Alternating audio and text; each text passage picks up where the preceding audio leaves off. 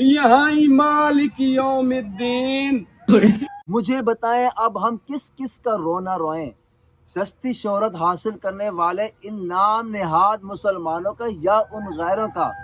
یہ ساری سچویشن دیکھتے ہوئے مجھے بتائیں کہ اب بھی ہم ان غیروں سے توقع کیے بیٹھے ہیں، ان غیروں سے جناب امید لگائے بیٹھے ہیں کہ وہ ہماری مقدس کتاب کی عزت کریں گے، مقدس کتاب کی توقیر کریں گے، جبکہ ہمارے ہی نام نہاد مسلمان ان نازیبا حرکتوں سے باز نہیں آ رہے۔ کچھ خدا کا خوف کرو، تم کوئی پاگل ہو، عقل کے اندھے ہو، جو بھی جس کا بھی دل کرتا ہے وہ منہ اٹھا کے آ جاتا ہے سستے ویوز حاصل کرنے کے لیے، فیم حاصل کرنے کے لیے، پھر جناب معافی مانگ لیتے ہیں، پھر اور فیمس مل جاتی ہے۔